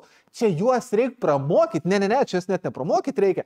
Čia pribaltus reikia tiesiog ištrinti. Ir vėlgi, jeigu jūs pasižiūrit net dabartinę Rusijos propagandą, ypač dabar, kai Trumpą išrinko, tai ten labai nemažai kalbų eina šalia Ukrainos apie tai, kad kai Trumpas sugriaus NATO ir vakarai išsigas, kad tikrai reiks Baltijos šalis ir tikrai reiks spręsti, kaip jie tai vadina, pribaltų klausimą, kas vėlgi aidi tą patį dėdės Adolfo žydų klausimą, kas iš vietos žmonių kalba reiškia, kad pribaltų tautas reikia sunaikinti, kitaip tariant, ne pribaltų valstybės, o pribaltų tautas. Tarsi, jeigu rusai būtų galėję, jie būtų iš vis pradėję nuo Baltijos šalių, bet jie negalėjo, nes mes esam NATO. Bet kodėl jie negalėjo, mes dar prieisim. Bet esmė ta, kad ideologinis ir tiesiog gilus, tiesiog jų tautiniam identitete užprogramuotas nekentimas pas juos tikrai yra. Tada, jeigu galbūt kalbam iš strateginės ir geopolitinės perspektyvos, Baltijos šalis taip pat yra labai akivaizdus taikinys visais įmanomais kariniais atžvilgiais. Visų pirma, 3 Baltijos šalis neturi tokios jau didelės populiacijos. Tada atlaikyti tokio ilgo sunkaus karo, koks galbūt vyksta Ukrainoje, mes su liūdėsiu tenka pripažinti tikrai negalėtume. Ypač ne 21 gale 22 pradžioj. Dabar tiesa, mes persiginkluojam, pas mus yra žymiai daugiau galbūt sąjungininkų pajėgų ir dėl to dabar mūsų padėtis yra žymiai geresnė, bet 22 pradžioj tikrai būtų buvę labai blogai. Tada antras dalykas, kuris labai palengvintų viską rusam, yra tai, kad de facto mūsų infrastruktūra vis dar istoriškai yra nemaža dalim suintegruota su rusų infrastruktūra. Tiek kelių infrastruktūra, tiek, kas dar svarbiau, geležinkelių infrastruktūra. Čia vėlgi toks mini side rantas, bet man asmeniškai yra nesuvokiama, kokio velnio mes nepradėjom masiškai ardyti rusiškos vėžės geležinkelių. Taip, galbūt, bet tai visos Lietuvos geležinkelius reiktų šadyti. Gerai. Paliekam tuos geležinkelius, kurių mums reikia, bet išardykim bent jau tai, kas eina į Baltarusiją. Į Kaliningradą galim palikti, nes vėlgi ar puolimas iš ten vyktų šiais laikais. Bet kodėl vis dar į Baltarusijos pusę eina geležinkeliai? Bet tai čia yra tranzito sutartis, čia bla bla bla. Gerai, bet buvo iš rusų pusės įvairios sutartis dėl družba, naftotiekio ir jie tiesiog paskelbė, kad jie atrado ten techninių problemų ir vykdo remontą. Tai gerai, mes irgi randam, kad nusidėvėjo bėgiai ir į Baltarusijos pusę, mums reikia vykdyti jų remontą. Ir tiesiog išardyti bėgius ir paskelbti amžiną remontą. Tiesiog force majoras. Visose sutartyse visada yra force majoras. Ir aišku, visi suprastų, kad čia yra bullshitas, bet esmė yra ta, kad kodėl mes vis dar paliekam tokį palengvinimą rusam potencialiai pult Lietuvą, tiesiog aš nesuprantu. Tada dar vienas dalykas, kuris būtų buvęs patogus rusam, yra tai, kad vėlgi tuo metu, kol Švedijos ir Suomijos nebuvo NATO, iš principo Suvalkų koridorius buvo didžiulė NATO silpnoji vieta. Aš visą atskirą video iš principo apie tai turiu, bet praktiškai tiesiog būtų buvę, kad Baltijos šalis tada NATO geruoju praktiškai nebūtų gintinos. Nes uždarius Suvalkų koridorių praktiškai kažkaip tiek ginklus, amuniciją ar palaikyti NATO šalis, ypač galbūt Estija ir Latvija, būtų buvę praktiškai neįmanoma. Dabar, kai Suomija ir Švedija yra NATO, situacija yra kardinaliai kitokia, bet vėlgi, čia aš turiu visą atskirą video apie tai. Bet esmė yra ta, kad vėlgi iš puolimo perspektyvos nėra strateginio gylio, kariuomenės nėra tokios jau didelės, populiacijos nėra tiek daug, infrastruktūra gerai suintegruota ir strateginė padėtis puolimui yra labai gera. Maža to, jeigu Baltijos šalis yra okupuojamos, Švedija, Suomija ir Lenkija atsiduria labai blogoj strateginiai padėty, kas savo ruoštų vėlgi yra priežastis, kodėl mano nuomonė galbūt Suomija, Švedija ir Lenkija tikrai gintų mus, jeigu būtų kažkokios rimtesnės provokacijos. Bet vėlgi, jeigu mes kalbame apie 21-22 metų logiką, vėlgi veikiausiai mes atsiremiam į tai, kad turėti šitas išeitinės pozicijas tolimesniam imperializmui, rusam tikrai būtų visai tikę ir patikę. Ir tai reiškia, kad Baltijos šalis iš visų turbūt mano įvardintų šalių, gal atmetus Kazakstaną, bet Baltijos šalis turbūt buvo pats geriausias taikinys, kurį rusai galėjo turėti. Ir šitoje vietoje tiesiog yra, aš tiesiog negaliu pasakyti, kaip mums pasisekė, kad mes esame Europos Sąjungoje ir NATO. Blemplački, ta prasme, aš stengiu šitos video, nes nesikėk, bet blet, ta prasme, ant kiek mums pasisekė. Nes esmė yra ta, kad turbūt vienintelis dalykas, kuris sustabdė rusus, yra tai, kad mes esam NATO ir Europos Sąjungoje. Vėlgi, veikiausiai rusų logika buvo tokia, kad NATO ir Europos Sąjunga iki karo Ukrainoje, kaip ir sakė, kad mes tikrai gins Baltijos šalis. Ir turbūt rusų logika buvo ta, kad mes užpulsim Ukrainą, ją greit užimsim, NATO išsigas, subirės ir tada galbūt paimsim Suomiją, tada veikiausiai by that point NATO iš vis yra apsišykę pabėgę ir vos ne patys atiduoda Baltijos šalis, kad tik jūs rusai nebepultumėt mūsų, mes tikrai negalim apsiginti. Ir tiesiog jie galės pasimti Baltijos šalis arba be mūšio, arba Baltijos šalim bergžiai ginantis pačiom. Ir vėlgi, turbūt rusų kalkuliacija ir buvo tokia, kad paimsim ukrainiečius ir tada praktiškai Baltijos šalių klausimas net nebebus klausimas. Ir vėlgi, kaip ir sakiau, jomojo, tai, kad mes esame NATO, tai, kad mes esame Europos Sąjunga, yra turbūt didžiausias nepriklausomos Lietuvos geopolitinis pasiekimas ever. Tiesiog, tiesiai šviesiai kalbant, nes aš nuoširdžiai tikiu, kad jeigu ne Europos Sąjunga ir ne NATO, veikiausiai Lietuvoje jau būtų įvykęs karas. Ar kažkoks tai kvazi pilietinis karas, ar žali žmogeliukai, ar tiesiog rusų invazija. Bet tai būtų buvę. Čia klausimų net nėra. Ir šitoje vietoje tiesiog reikia pasidžiaugti, kad mūsų valdžios žmonės, nepriklausomai kurio spektro pusė buvo, ar tai buvo konservatoriai su Landsbergiu priešaky, ar tai buvo socdemai su Brazausku priešaky, ar everything in between, visi kryptingai ėjo į NATO ir Europos Sąjungą. Ir tu matai, kad rusam tas labai skauda, nes jiegi ten prieš pat karą Ukrainoje iškėlė ultimatumą, kur vėlgi pirmas punktas buvo, kad Ukraina turi būti Rusijos sudėty, bet antras punktas yra tai, kad Baltijos šalis de facto turi būti išmestas iš NATO ir paliktos likimo valiai. Ir jo, ta prasme, mums pasėjo, kad mes čia esam. Nes iš rusų perspektyvos sakau, veikiausiai jie manė, kad jeigu NATO išeis į adekvačią konfrontaciją, taip jie veikiausiai užims Baltijos šalis, bet konfrontacija su NATO bus ilga ir kas žino, ką galbūt darys tie patys Lenkai, ką galbūt darys tie patys Danai, JAV, UK ir panašiai, Norvegai galų gale. Ir turbūt logika buvo, kad jeigu yra Ukraina, tai pasimti Baltijos šalis veikiausiai galima bet kada nori. Prie to paties galima pasimti Lenkiją, nes Lenkija staiga turi didžiulę sieną su Rusija, ten, kur anksčiau buvo Ukraina ir jo. Ir sakau, vienintelė priežastis, kodėl mūsų nepuolė, nors mes buvom tiesiog idealus taikinys, yra Europos Sąjunga ir NATO. Tiesiog paprastai.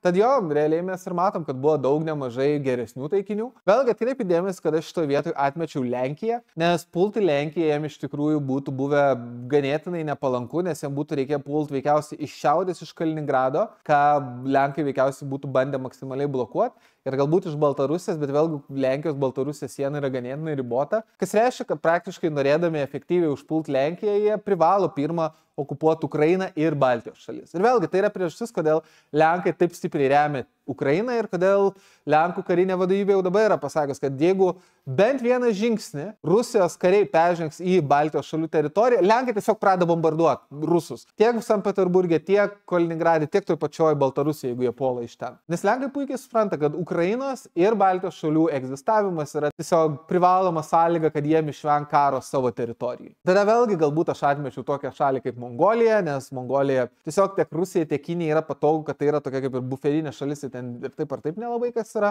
Atmečiau Japoniją, nes vėlgi galbūt ten yra Sachalinas, kurio rusai galbūt norėtų, bet rusai puikiai supranta, kad prieš Japonijos kariuomenę, arba turbūt man reikėtų vadinti savigynos pajėgas, veikiausiai rusai neturi jokių šansų. Na, o bet kokie kiti puolimai kažkur kitur reikalautų galios projekcijos kitur pasaulyje, rusai neturi nei laivyno, nei aviacijos, nei kariuomenės tam. Tad vėlgi, kaip matot, visi jų taikiniai būtų aplinkiniai. Ir kaip ir sakiau, tai yra regioninė galia, kurios galbūt kažkokios globalios aspiracijos išimtinai pasis ant to, kad Rusija turi legacy branduolinį arsenalą. Bet šitoje vietoje galbūt paskutinis klausimas šitam video. Gerai, o kodėl Ukraina? Ir vėlgi, aš tam tikrus dalykus šitam video jau paliečiau apie Ukrainą, bet manau, rusų logika susivedė tiesiog į very bad intel ir tai, kad rusai save pervertino ir tai, kad rusai nuvertino ukrainiečius. Nes veikiausiai iš rusų perspektyvos Ukraina buvo geresnis taikinys visais lygiais. Pradėkime nuo to, kad Ukraina, kadangi labai ilgai buvo integrali tiek Sovietų sąjungos dalis, tiek Rusijos imperijos dalis,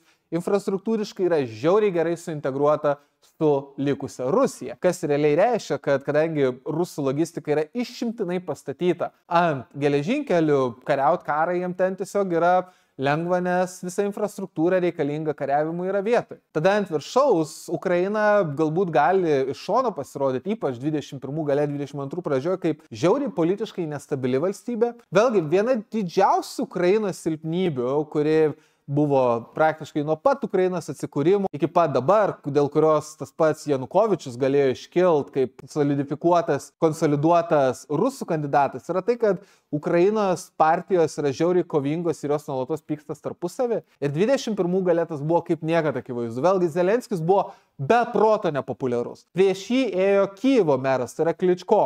Tas pats Porošenko, buvęs prezidentas, irgi turėjo aspiracijų grįžti prezidento postą. Vėlgi, galbūt Ukrainos visuomenė yra pavargus nuo šito turmoilo, galbūt nuo šito susiskaldimo, nuo šito infightingo ir galbūt šitas vienytojas didis Putinas bus tas lyderis, už kurio ukrainiečių tauta gali susivienyti ir supras, kad ukrainiečiai ir rusai, tai yra tie patys žmonės, kad nėra prasmės šitoj demokratijoje, kur visi ten kapojas tarpusavį, kad čia Ukraina iš vis yra istorinė klaida ir kad žmonės tai supras, kaip kad suprato tie patys rusai, kurie dabar nori tos pačios Sovietų Sąjungos atstatymų, kaip kad puikiai pasirodė iš to, kiek daug galbūt sovietinių vėliavų buvo ant tankų, kurie puolė į Ukrainą. Ir kas žino, galbūt vietiniai ukrainiečiai pamatė tas vėliavas, reaktyvuosis jų galbūt dormant patriotizmas Sovietų Sąjungos ir suvokimas, kad prie rusų buvo geriau ir jie tiesiog atiduos pagarbą tiem tankam ir seks paskui juos verst ukrainiečių valdžios. Po galais, ypač turint galvoj, kad tų pačių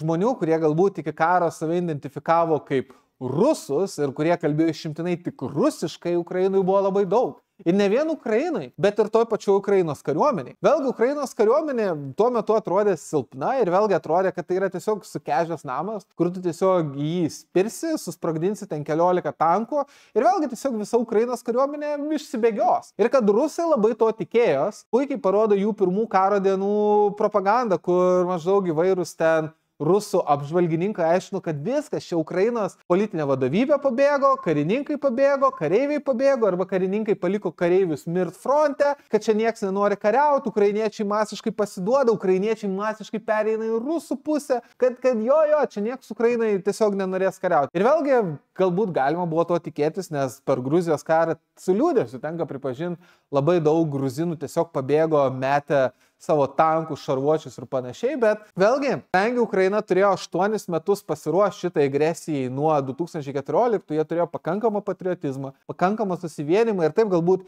jie nelabai mėgo savo politikus, bet jie norėjo gintis. Bet rusai tuo metu manė, kad tai yra tiesiog neįmanoma. Ir tada, galbūt žiūrint iš galbūt tokių jau labiau, taip pasakykime, ne sąmokslo teorijos perspektyvų, bet tokios perspektyvos, kas būtų, jeigu būtų, aš esu skaitęs vieną labai įdomią mintį, kad viena iš priežasčių, kodėl Ukraina susivedė dar ir į tai, kad praktiškai COVIDas tam tikrą prasme pakeitė tam tikrą ekonominės galios dinamiką tarp tų dviejų valstybių. Nes Rusijai COVIDas kainavo labai brangiai. Kadangi ten buvo ganėtinai didelės COVIDo mirtis, bet tuo pat metu COVIDo neigimas, kadangi Rusijai buvo didžiulė propaganda prieš COVIDo vakcinas, patys rusai nenorėjo vakcinuotis, rusam COVIDas buvo labai brangus. Ir viskas baigėsi to, kad Rusijos ekonomika po COVIDo flatlinino. Ir gavos taip, kad tiesiog gyvenimas Rusijai nebegerėjo. Vėlgi, COVIDas buvo vienas iš daugelio dalykų.